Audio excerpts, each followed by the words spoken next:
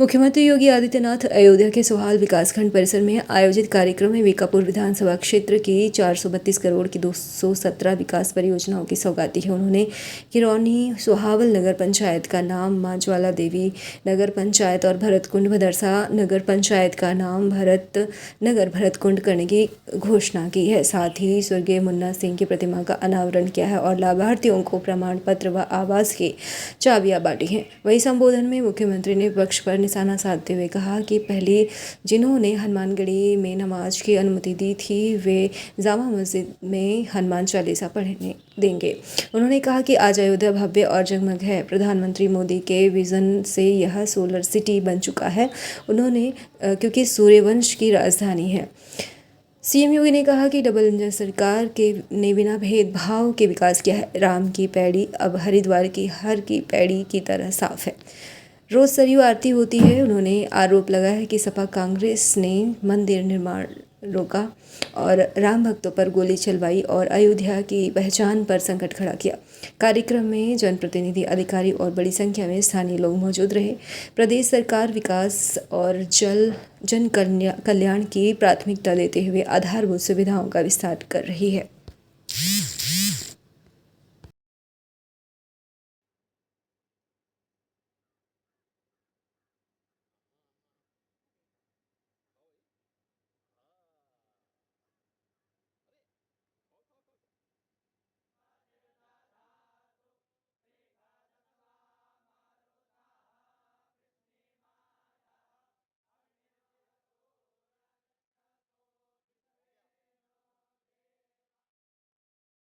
हुआ है, जिससे क्षेत्र के विकास को और गति मिलेगी। मैं बहुत ही आदर और सम्मान के साथ माननीय मुख्यमंत्री जी से विनम्र अनुरोध करती हूं कि कृपया अपने शुभ कर कमलों से बटन दबाकर इन विकास परियोजनाओं का लोकार्पण और शिलान्यास करें। 163 करोड़ 30 लाख की 86 परियोजनाओं का लोकार्पण और 269 करोड़ 39 लाख की 131 परियोजनाओं का शिलान्यास किया जा रहा है। कुल 217 विकास परियोजनाएं जिनकी लागत 432 करोड़ 70 लाख 9,000 है। शिलापट्टों के अनावरण के साथ ही विकास परियोजनाओं की सौगात क्षेत्रवासियों के नाम आप सभी को बहुत बहुत बधाई। एक की जोरदार तालियां मंच तक आनी चाहिए। मंच तक पहुंचे। विद्या शक्ति किट वितरण के अंतर्गत ग्राम पंचायत देवई से अयोध्या में विद्या शक्ति पहल के अंतर्गत CSR के माध्यम से तालियां मंच तक पहुंचे। बैंक सखी को प्रमाण पत्र, ग्राम पंचायत में बैंक सखी सक्रिय रूप से कार्य कर रही है। आप सभी की जोरदार तालियां। और ग्राम पंचायत अर्थर से पिंकी वीकापुर विधानसभा क्षेत्र में अभी आप सभी की जोरदार तालियां अपेक्षित है। मुराई टोला अयोध्या से अमित गौतम इस योजना के माध्यम से लाभान्वित हो चुके हैं। जो ये लोग आस्था की बात करते हैं, याद करो ना, इन्होंने तो हमारी पवित्र हनुमानगढ़ी में इन्होंने तो वहां नमाज भी पढ़वाने का काम किया था। आप सोचो,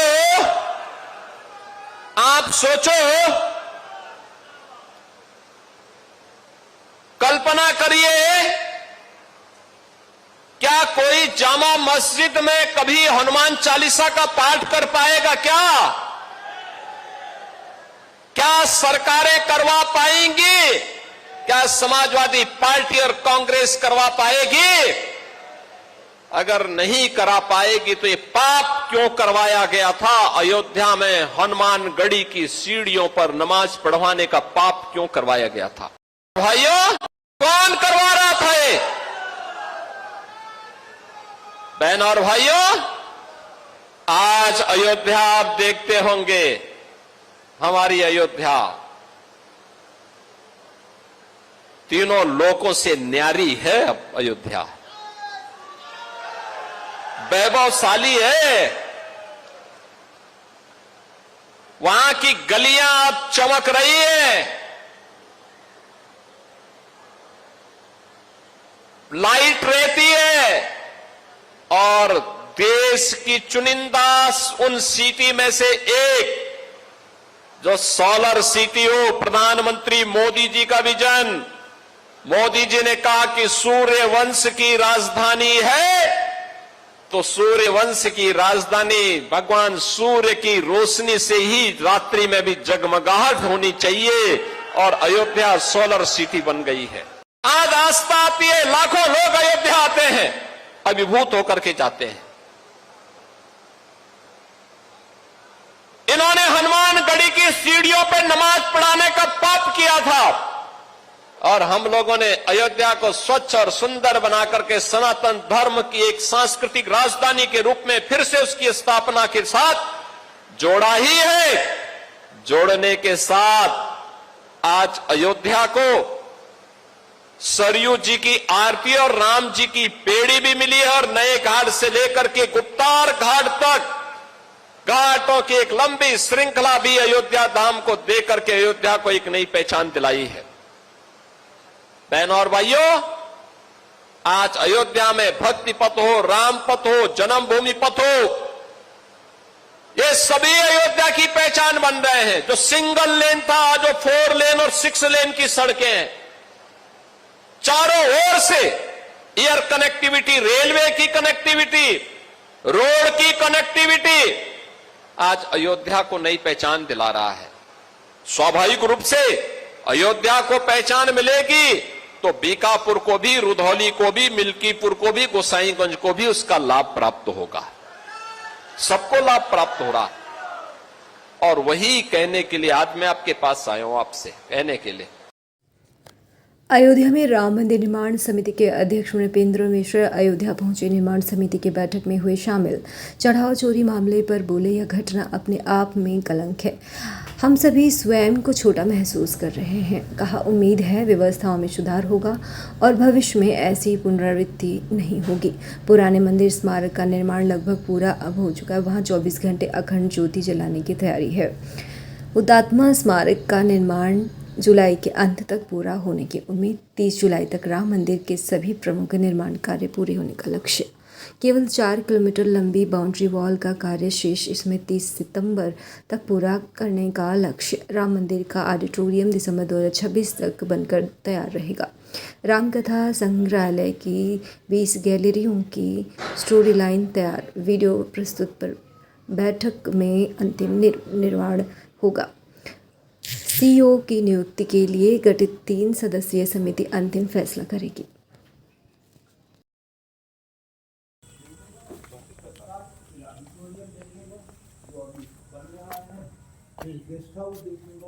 उसको आप किस नजरिए से सर देखते? नहीं, मैं उसको पूरी तरीके से चढ़ावा चोरी अपने में, आप जानते हैं हमारे कोषाध्यक्ष महोदय जो स्वामी गोविंद देव गिरी जी हैं, उन्होंने भी आप सभी से वार्ता की और बताया कि यह अपने में एक तरीके का कलंक है।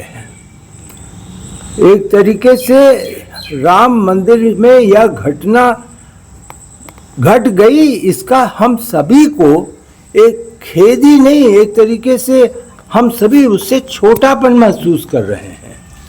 तो यह व्यवस्था का एक प्रश्न है। व्यवस्था में सुधार होगा, मुझे पूरा विश्वास है, और इस प्रकार की घटनाएं दोहराई नहीं जाएंगी। जिन 8 लोगों की सर गिरफ्तारी हुई है, आपको लगता है कि इन्वेस्टिगेशन का इसके बारे में मैं कोई भी किसी प्रकार की टिप्पणी नहीं करूंगा। अन्य ट्रस्टी भी मौजूद रहेंगे? नहीं, ये तो निर्माण समिति की बैठक है। तो निर्माण समिति में LNT, TCE, राजकीय निर्माण निगम, इंजीनियर इंडिया लिमिटेड इत्यादि के लोग आते हैं। बाबू जी, इसके अलावा राम मंदिर में सीईओ की नियुक्ति लगाइए, नीचे कर लीजिए, हम नीचे ऊपर कहाँ ले जा रहे हैं, पता लगाना है।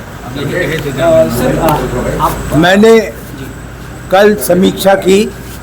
बाबू जी, निर्माण कार्य में मुख्य रूप से 2 कार्य अभी पूरे किए जाने हैं। एक जो कि पुराना मंदिर था जिसका स्मारक है, उसे हम लोग पूरा करेंगे। उसमें केवल जो ज्वाला 24 घंटे होनी चाहिए उसकी व्यवस्था बाकी है, बाकी सब निर्माण हो चुका है। दूसरा एक पुणे स्मारक है जो कि अब अपनी लगभग उसको आप यह मान करके चलें कि जुलाई के अंत तक पूरा हो जाएगा। वह मंदिर निर्माण से संबंधित कार्य में अंतिम कार्य है। इस प्रकार 30 जुलाई तक मंदिर का सभी निर्माण कार्य पूर्ण हो जाएगा।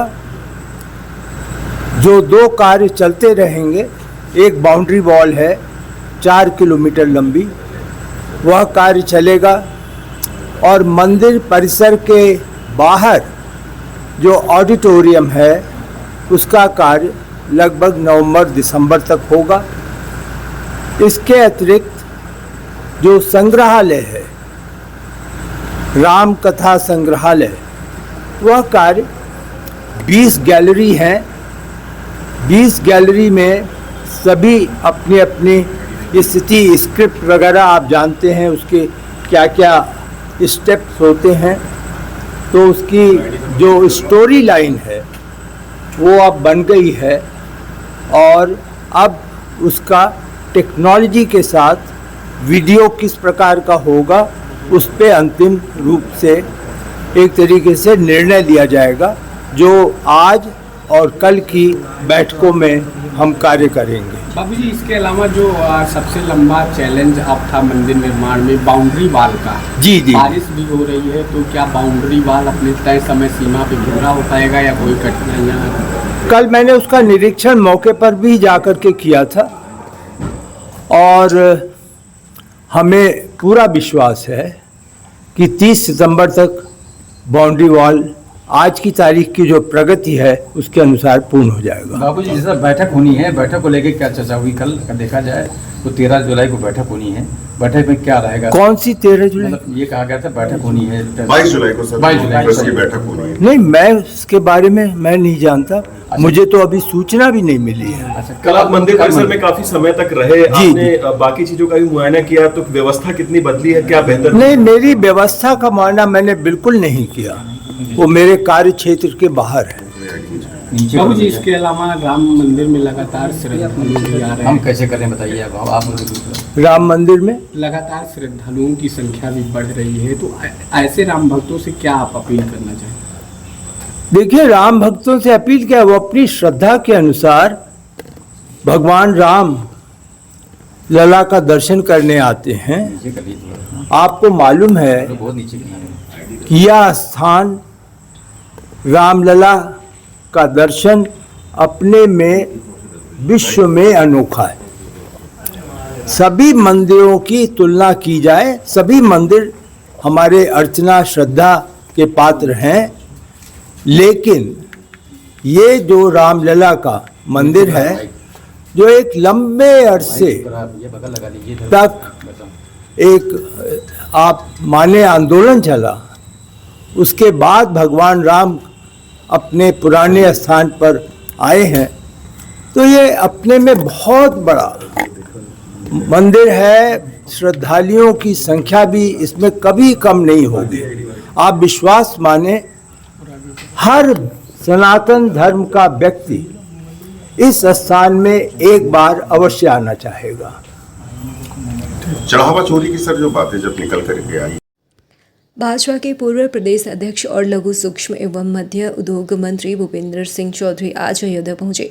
उन्होंने राम मंदिर में दान चोरी के मुद्दे पर विपक्ष पर तीखा हमला बोला है। मंत्री चौधरी ने कहा कि विपक्ष हमारी संस्कृति, विरासत और सनातन को बदनाम करने की कोशिश कर रहा है। ये सभी लोग हैं जिन्होंने भगवान राम के अस्तित्व को नकारा था। उनके पेट में दर्द है और सुप्रीम कोर्ट के आदेश में अयोध्या में राम मंदिर कैसे बन गया। ये लोग मठ मंदिरों से जनता का विश्वास तोड़ना चाहते हैं। उन्होंने सवाल जताया कि बाबरी मस्जिद का चंदा कहाँ गया और मदरसों में कैसे फंडिंग हो रही है। इस पर विपक्ष कभी नहीं बोलता। राम मंदिर में दान चोरी का घटना को दुखद बताते हुए उन्होंने कहा कि मुख्यमंत्री ने तत्परता दिखाते हुए एसआईटी गठित की है, जांच जारी है और एसआईटी की शुरुआती रिपोर्ट में उनके नाम आए हैं। उन्हें गिरफ्तार किया गया है। अनिल मिश्रा पर कार्रवाई को लेकर पूछे सवाल पर उन्होंने कहा कि जांच के दायरे में जो भी आएगा उस पर कार्रवाई होगी।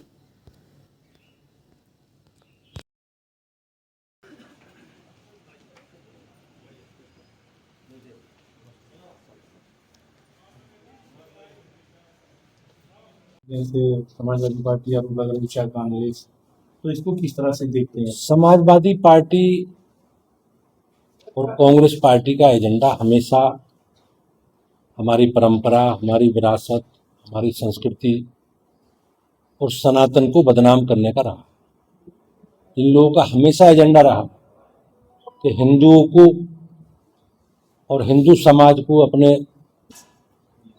मठ मंदिरों से, साधु संतों को जितने भी अविश्वास पैदा किया जा सकता उसका ये लोग प्रयास करते रहे। ये लोग वही लोग हैं जिन्होंने भगवान श्री राम के अस्तित्व को नहीं माना, भगवान श्री राम के को काल्पनिक कहते थे। ये वही लोग हैं जिन्होंने अयोध्या में भगवान श्री राम के जन्म स्थान पर मंदिर ना बने, इसके लिए लगातार ये लोग प्रयास करते हैं। इनके पेट में दर्द है, इन्हें कष्ट इसी बात का है कि इनके ना चाहने के बाद अयोध्या में माननीय उच्चतम न्यायालय के आदेश पर, माननीय प्रधानमंत्री जी के प्रयास से इतना भव्य मंदिर बना है। जहाँ तक आपने शिकायत वाली बात कही, ये दुखद है और सरकार ने, माननीय मुख्यमंत्री जी ने बहुत सजगता दिखाते हुए SIT गठित की है और उसकी जो प्रारंभिक रिपोर्ट आई है उसके आधार पर लोगों को गिरफ्तार भी किया गया और सरकार संकल्पित है कि जो जो लोग दोषी हैं सबके खिलाफ कार्रवाई हो। सर, एक नाम छूट रहा है अनिल मिश्रा को लेकर, SIT ने इसमें बाकायदा उनका वो किया है और चंपत राय नहीं, पर अनिल मिश्रा के ऊपर अब तक कोई कार्रवाई नहीं हुई। नहीं, अब मैंने कहा भी कार्रवाई चल रही है और सरकार एजेंसी जांच कर रही है और निश्चित रूप से जो भी दोषी हैं, जो उस परिधि में आएंगे सबके विपक्ष, लेकिन विपक्ष कभी भी बाबरी मस्जिद के लिए चंदा हुआ, उसके चंदे का हिसाब विपक्ष ने नहीं मांगा। मदरसों के लिए जो लोग दुनिया भर से फंडिंग आती है उसकी कोई चर्चा नहीं। तो ये केवल हमारी सनातन परंपरा को, हमारी विरासत को और हमारे जो आस्था के प्रतीक के रूप में मठ मंदिर हैं उनको समाज में उनके प्रति कैसा अविश्वास खड़ा हो, ये इनका एजेंडा है। हमारे प्रदेश की, देश की जनता सजग है, अयोध्या के लोग सजग है और सब लोग जानते हैं योगी जी के और मोदी जी के प्रति सबका विश्वास है कि कोई गलत काम करने वाला बचेगा नहीं। चुनाव का एजेंडा हमारा, हमने जो जनादेश मांगा है, मैं आभारी हूँ प्रदेश की जनता का कि 2 बार लगातार हमारी सरकार काम कर रही है 2 वर्ष, और जो हमारे एजेंडे थे, जो हमारे संकल्प थे, जिन विषयों पे हमने लोगों से जनादेश मांगा, हमारी सरकारों ने पूरा किया। चाहे केंद्र की सरकार हो, चाहे राज्य की सरकार हो। आज बिजली, पानी, सड़क, शिक्षा, स्वास्थ्य, सुरक्षा, इन सारे विषयों पर बेहतर काम किया और हम अपने कार्यक्रम और अभियानों के माध्यम से लगातार अपनी सरकार के कामकाज का रिपोर्ट कार्ड, लेखा जोखा जनता के बीच में रखते रहे। विपक्ष के पेट में यही दर्द होता है कि उनके पास बताने को कुछ नहीं, वो केवल नेगेटिव एजेंडा चलाकर और हमारे सनातन धर्म को बदनाम करके अपना एजेंडा सेट करना चाहते हैं। लेकिन जनता सजग है और मैं विश्वास के साथ कह सकता हूं कि हम अपने पूरा रिपोर्ट कार्ड लेकर 2027 में जनता के बीच में जाएंगे।